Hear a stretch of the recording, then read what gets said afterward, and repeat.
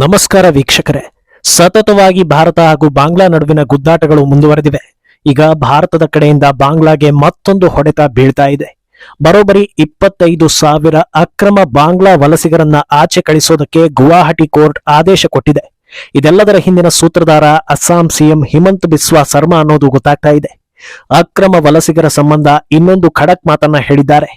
ಇನ್ನು ಭಾರತ ಒಂದಾದ ನಂತರ ಒಂದು ಹೊಡೆತ ಕೊಡ್ತಾ ಇದ್ರು ಬಾಂಗ್ಲಾ ಬಿದ್ರೂ ಮೀಸೆ ಮಣ್ಣಾಗ್ಲಿಲ್ಲ ಅನ್ನೋ ಹಾಗೆ ಭಾರತಕ್ಕೆ ಟಕ್ಕರ್ ಕೊಡೋದನ್ನ ಮುಂದುವರಿಸಿದೆ. ಬಾಂಗ್ಲಾದಲ್ಲಿರೋ ಭಾರತೀಯ ರಾಯಭಾರಿ ಕಚೇರಿಗೆ ಸಮನ್ಸ್ ಕೊಟ್ಟಿದೆ. ಇದನ್ನೆಲ್ಲ ನೋಡ್ತಾ ಇರೋ ಜನರು ಇಷ್ಟೆಲ್ಲ ಪೊಗರಿರೋ ದೇಶಕ್ಕೆ ಸರಿಯಾಗಿ ಬುದ್ಧಿ ಕಲಿಸೋದನ್ನ ಬಿಟ್ಟು ಅಕ್ಕಿ ಕೊಟ್ಟಿದ್ದು ಯಾಕೆ ಅನ್ನೋ ಪ್ರಶ್ನೆ ಕೇಳ್ತಾ ಇದ್ದಾರೆ. ಅದರ ಹಿಂದೆಯೂ ಸಾಕಷ್ಟು ಕಾರಣಗಳಿವೆ ಅನ್ನೋದು ಚರ್ಚೆ ಆಗ್ತಾ ಇದೆ. ಇದೆಲ್ಲವನ್ನ ಒನ್ ಬೈ ಒನ್ ವಿವರಿಸ್ತಾ ಹೋಗ್ತೀವಿ. ಈ ವಿಡಿಯೋವನ್ನ ತಪ್ಪದೆ ಕೊನೆ ತನಕ ನೋಡಿ. ಅದಕ್ಕೂ ಮುನ್ನ ಮೀಡಿಯಾ ಮಾನ್ಸ್ಟರ್ ಚಾನೆಲ್ ಅನ್ನ ತಪ್ಪದೆ ಸಬ್ಸ್ಕ್ರೈಬ್ ಮಾಡಿ. ಎಸ್, ಬಾಂಗ್ಲಾದಲ್ಲಿ ಹಿಂದೂಗಳ ಮೇಲೆ ನಡೀತಾ ಇರೋ ಹಿಂಸಾಚಾರದ ದೌರ್ಜನ್ಯಗಳು ಅರಗಿಸಿಕೊಳ್ಳಲಾಗದ ಬೆಳವಣಿಗೆ. ಭಾರತ ಹಾಗೆ ಮಾಡಬೇಕಿತ್ತು, ಹೀಗೆ ಮಾಡಬೇಕಿತ್ತು ಅಂತ ಪ್ರತಿಯೊಬ್ಬ ಭಾರತೀಯನಿಗೂ ಅನ್ನಿಸಿದ್ರು ಅಂತಿಮವಾಗಿ ಬಾಂಗ್ಲಾ ನಮ್ಮ ದೇಶದ ಭಾಗ ಅಲ್ಲ, ಅದು ಇನ್ನೊಂದು ದೇಶ ಅನ್ನೋದನ್ನ ಒಪ್ಪಲೇಬೇಕು. ಹಾಗಂದ ಮಾತ್ರಕ್ಕೆ ಕೈ ಕಟ್ಟಿ ಕುಳಿತರೆ ಅಲ್ಲಿರೋ ಹಿಂದೂಗಳನ್ನ ಸರ್ವನಾಶ ಮಾಡೋದಕ್ಕೆ ರಾಕ್ಷಸರು ಒಂದು ಕ್ಷಣವೂ ಯೋಚಿಸೋದಿಲ್ಲ. ಭಾರತ ಸರ್ಕಾರ ನಾನು ಕೈಕಟ್ಟಿ ಕೂತಿಲ್ಲ ಅಂತ ಹೇಳೋದಕ್ಕೆ ಆಗಾಗ ಒಂದೊಂದು ಅಸ್ತ್ರವನ್ನ ಬಿಡ್ತಾನೆ ಬಂದಿದೆ. ಅಲ್ಲಿ ಹಿಂದೂಗಳಿಗೆ ಹಿಂಸೆ ಮಾಡ್ತೀರಾ ಅಂದ್ರೆ ನಾವು ಇಲ್ಲಿರೋ ಅಕ್ರಮ ಬಾಂಗ್ಲಾದೇಶಿಗಳು ಅಂದ್ರೆ ಪರದೇಶಿಗಳನ್ನ ಟಾರ್ಗೆಟ್ ಮಾಡ್ತೀವಿ ಅನ್ನೋದನ್ನ ಹೇಳ್ತಾನೆ ಇದೆ. ಈಗ ಕಾನೂನಾತ್ಮಕವಾಗಿ ಕೋರ್ಟ್ ಕಡೆಯಿಂದ ಒಂದು ಆದೇಶ ಬಂದಿದ್ದು ಇದನ್ನ ಸಮಸ್ತ ಭಾರತೀಯರು ಖುಷಿಯಿಂದ ಸ್ವಾಗತಿಸ್ತಾ ಇದ್ದಾರೆ. ಬರೋಬ್ಬರಿ 25,000 ಅಕ್ರಮ ಬಾಂಗ್ಲಾ ನಿವಾಸಿಗಳನ್ನ ಹೊರಗೆ ಕಳಿಸಬಹುದು ಅಂತ ಗುವಾಹಟಿ ಹೈಕೋರ್ಟ್ ಐತಿಹಾಸಿಕ ಆದೇಶವನ್ನ ನೀಡಿದೆ. ಇದಕ್ಕೆ ಸೂಕ್ತ ಕಾರಣವನ್ನು ಕೂಡ ಕೋರ್ಟ್ ಕೊಟ್ಟಿದ್ದು, ಇವರ್ಯಾರು ಫಾರಿನ್ ರೀಜನಲ್ ರಿಜಿಸ್ಟ್ರೇಷನ್ ಆಫೀಸ್ನಲ್ಲಿ ಅಂದ್ರೆ FRFO ನಲ್ಲಿ ನೋಂದಣಿ ಮಾಡಿಸಿಕೊಳ್ಳದೆ ಇರೋ ಹಿನ್ನೆಲೆ ಇವರ್ಯಾರು ಇಲ್ಲಿ ಇರೋದಕ್ಕೆ ಅರ್ಹರಲ್ಲ ಅಂತ ಕೋರ್ಟ್ ಆದೇಶ ನೀಡಿದೆ. ಇದು ಬಾಂಗ್ಲಾದಿಂದ ನುಸುಳಿ ಬರುವವರಿಗೆ ಹಾಗೂ ಅವರನ್ನ ಒಳಕ್ಕೆ ಬಿಡುವವರಿಗೆ ಇನ್ನು ಮುಂದೆ ನಿಮ್ಮ ಆಟ ನಡೆಯೋದಿಲ್ಲ ಅನ್ನೋದರ ಸ್ಪಷ್ಟ ಸಂದೇಶವನ್ನ ಕೊಟ್ಟಂತಾಗಿದೆ. ಈ ಹಿಂದೆ 10-15 ಬಾಂಗ್ಲಾ ಅಕ್ರಮ ವಲಸಿಗರನ್ನ ಆಚೆ ಕಳಿಸೋ ಸುದ್ದಿ ಬಂದಾಗ ಕೋಟ್ಯಂತರ ನುಸುಳುಕೋರರ ಪೈಕಿ ಇದ್ಯಾವ ಲೆಕ್ಕ ಅನ್ನೋದನ್ನ ಭಾರತೀಯರು ಹೇಳ್ತಾ ಇದ್ರು. ಆದ್ರೆ ಈಗ ಸಂಖ್ಯೆ ದೊಡ್ಡದಾಗಿರೋದ್ರಿಂದ ಸ್ವಲ್ಪ ಸಮಾಧಾನ ತರಿಸ್ತಾ ಇದೆ. ಎಷ್ಟೋ ಜನರಿಗೆ ವಿದೇಶಿಗರು ಇಲ್ಲಿ ಬಂದು ನೆಲೆಸೋದಕ್ಕೆ ಏನೇನು ಪ್ರೊಸೀಜರ್ ಇದೆ ಅನ್ನೋದೇ ಗೊತ್ತಿಲ್ಲ. ಅದರಲ್ಲೂ ಈ FRFO ಬಗ್ಗೆ ಮೊದಲ ಬಾರಿಗೆ ಕೇಳ್ತಾ ಇರೋದು. ಕೇವಲ ಗುವಾಹಟಿಯಲ್ಲಿ ಹಿಂದೂ ಮುಂದು ಯಾವ ದಾಖಲೆ ಇಲ್ಲದೆ ಇಷ್ಟೊಂದು ಜನರು ಇದ್ರು ಅಂದ್ರೆ ಇನ್ನು ಇಡೀ ದೇಶಾದ್ಯಂತ ಎಷ್ಟು ಜನರು ಅಕ್ರಮವಾಗಿ ಬಂದು ನೆಲೆಸಿರ್ಬೋದು ಅಂತ ಜನರಿಗೆ ಆತಂಕ ಶುರುವಾಗಿದೆ. ಅದು ಅಲ್ಲದೆ ಅಕ್ರಮವಾಗಿ ಬಂದವರು ಮಾನವನ ದೇಹದಲ್ಲಿ ರೋಗ ಹರಡಿರೋ ಹಾಗೆ ಇಡೀ ದೇಶಾದ್ಯಂತ ಹರಡಿಕೊಂಡಿದ್ದಾರೆ. ಎಷ್ಟೋ ಮರ್ಯಾದೆಗೆಟ್ಟ ನಾಚಿಕೆಗೆಟ್ಟ ದೇಶದ್ರೋಹಿ ಮನಸ್ಥಿತಿಯ ರಾಜಕಾರಣಿಗಳು ಅವರಿಗೆ ವೋಟರ್ ID ಸೇರಿ ಎಲ್ಲಾ ಸವಲತ್ತುಗಳನ್ನು ಮಾಡಿಕೊಟ್ಟಿದ್ದಾರೆ. ಹೀಗಿರುವಾಗ ಅವರನ್ನೆಲ್ಲ ಸಂಪೂರ್ಣವಾಗಿ ಇಲ್ಲಿಂದ ಆಚೆಗಟ್ಟೋದು ಅಸಾಧ್ಯದ ಮಾತೆ.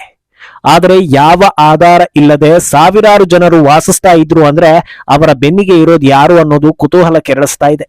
ಅವರನ್ನ ಪತ್ತೆ ಹಚ್ಚೋ ಕಾರ್ಯ ಸುಲಭ ಇಲ್ಲದೆ ಇದ್ರೂ ಇನ್ಮುಂದೆ ತಡ ಮಾಡಿದ್ರೆ ದಿನದಿಂದ ದಿನಕ್ಕೆ ಅಕ್ರಮ ವಲಸಿಗರ ಪತ್ತೆ ಕಗ್ಗಂಟಾಗ್ತಾನೆ ಹೋಗುತ್ತೆ.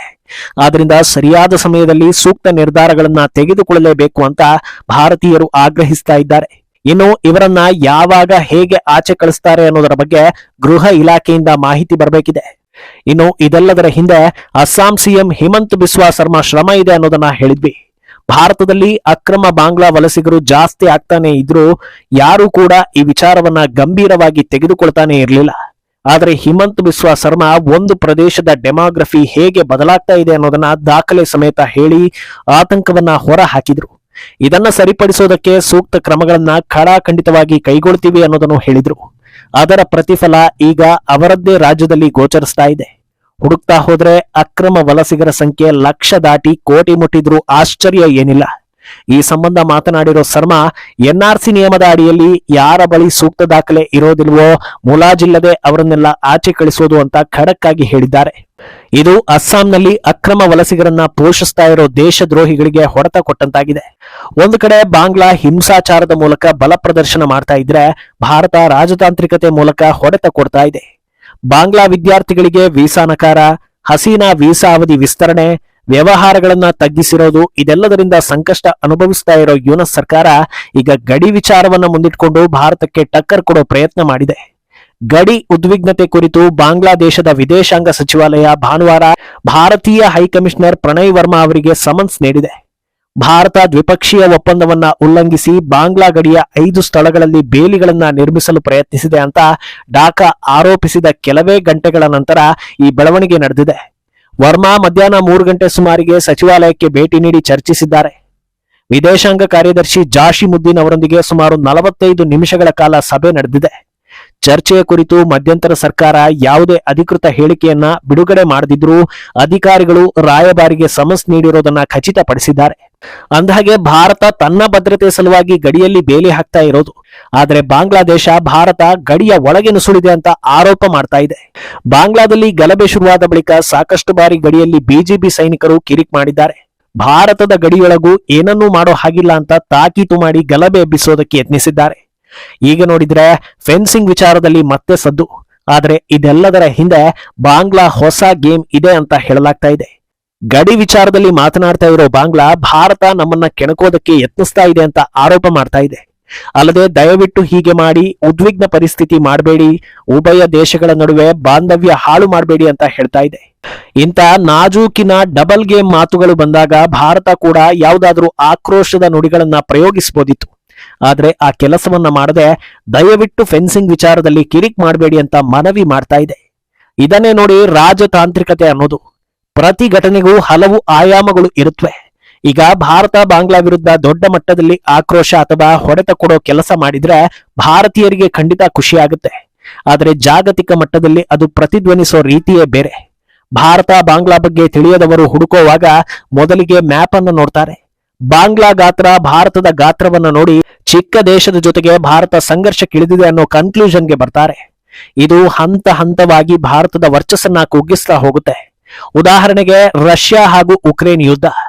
ಉಕ್ರೇನ್ಗೆ ಹೆಚ್ಚು ಡ್ಯಾಮೇಜ್ ಆಗಿದೆ ಹಾಗೂ ಪುಟ್ಟ ದೇಶ ಅನ್ನೋ ಕಾರಣಕ್ಕೆ ಎಲ್ಲರೂ ಅನುಕಂಪ ತೋರಿಸ್ತಾರೆ. ಆದ್ರೆ ಸಂಘರ್ಷದಲ್ಲಿ ಉಕ್ರೇನ್ ತಪ್ಪೇ ಇಲ್ವಾ? ಇನ್ನು ಅಕ್ಕಿ ಕೊಟ್ಟ ವಿಚಾರವಾದ್ರೂ ಅಷ್ಟೇ. 50,000 ಟನ್ ಅಕ್ಕಿ ಕೇಳಿದ್ದ ಬಾಂಗ್ಲಾಗೆ ಹಲವು ದಿನಗಳ ಬಳಿಕ ಭಾರತ ಅಕ್ಕಿಯನ್ನ ಕಳಿಸ್ಕೊಡ್ತು. ಪೂರ್ತಿ ಕೊಡ್ಲಿಲ್ಲ, ಅರ್ಧದಷ್ಟು ಅಕ್ಕಿಯನ್ನ ಮಾತ್ರ ಕೊಡ್ತು. ಅಷ್ಟೂ ಕೊಡಬಾರ್ದಿತ್ತು ಅನ್ನೋದು ಪ್ರತಿಯೊಬ್ಬರ ಅನಿಸಿಕೆ. ಅದು ಸರಿ ಕೂಡ ಹೌದು. ಆದ್ರೆ ಹೊರಗಿನಿಂದ ಭಾರತ ಹಾಗೂ ಬಾಂಗ್ಲಾವನ್ನ ನೋಡುವವರಿಗೆ ಇಲ್ಲಿನ ಆಂತರಿಕ ಸಮಸ್ಯೆಗಳು ಕಾಣಿಸೋದು ಇಲ್ಲ, ಮುಖ್ಯವಾಗೋದು ಇಲ್ಲ. ಕಷ್ಟದಲ್ಲಿದ್ದ ನೆರೆಯ ರಾಷ್ಟ್ರಕ್ಕೆ ಭಾರತ ಸಹಾಯ ಮಾಡಲಿಲ್ಲ ಅನ್ನೋದು ಮಾತ್ರ ಹೈಲೈಟ್ ಆಗ್ತಾ ಹೋಗುತ್ತೆ. ಇದನ್ನ ತಪ್ಪಿಸೋ ಸಲುವಾಗಿ ಭಾರತ ಎಚ್ಚರಿಕೆಯಿಂದ ಹೆಜ್ಜೆ ಇಡ್ತಾ ಇದೆ. ಅಕ್ಕಿಯನ್ನ ಕೊಟ್ಟಂಗೂ ಆಯ್ತು, ಕೇಳಿದ್ದಷ್ಟು ಕೊಡದೆ ಪಾಠ ಕಲಿಸಿದಂಗೂ ಆಯ್ತು. ನಾಳೆ ದಿನ ಉಭಯ ದೇಶದ ವಿಚಾರದಲ್ಲಿ ಜಾಗತಿಕ ಮಟ್ಟದಲ್ಲಿ ಚರ್ಚೆ ನಡೆದ್ರೆ ಇದೆಲ್ಲಾ ದಾಖಲೆಗಳನ್ನ ನೀಡಬಹುದು. ಅಲ್ಲದೆ ಭಾರತ ಸರ್ಕಾರ ಎಲ್ಲೂ ಕೂಡ ನೇರವಾಗಿ ವ್ಯವಹಾರ ಬಂದ್, ಬ್ಯಾನ್ ಬಗ್ಗೆ ಮಾತೇ ಆಡಿಲ್ಲ. ಎಲ್ಲವನ್ನೂ ಸೈಲೆಂಟ್ ಆಗೇ ಮಾಡಿಸ್ತಾ ಇದೆ. ಇದು ನಿಜವಾದ ರಾಜತಾಂತ್ರಿಕತೆ ಅಂತ ಚರ್ಚೆ ಆಗ್ತಾ ಇದೆ. ಒಟ್ನಲ್ಲಿ ಸದ್ಯ ಗುವಾಹಟಿ ಹೈಕೋರ್ಟ್ ನೀಡಿರೋ ಐತಿಹಾಸಿಕ ತೀರ್ಪು ಸ್ವಲ್ಪ ದೊಡ್ಡ ಮಟ್ಟದಲ್ಲಿ ಕಣ್ಣಿಗೆ ಕಾಣಿಸೋ ಹಾಗೆ ಖುಷಿ ಕೊಡ್ತಾ ಇದೆ. ಭಾರತದ ಬಡವರ ಸೌಲಭ್ಯವನ್ನ ಕಸಿತಾ ಇರೋ ಅಕ್ರಮ ವಲಸಿಗರು ಆದಷ್ಟು ಬೇಗ ತೊಲಗಲಿ ಅನ್ನೋದು ಎಲ್ಲರ ಆಶಯ. ಈ ಬಗ್ಗೆ ನಿಮ್ಮ ಅಭಿಪ್ರಾಯವನ್ನ ತಪ್ಪದೆ ಕಾಮೆಂಟ್ ಮೂಲಕ ತಿಳಿಸಿ.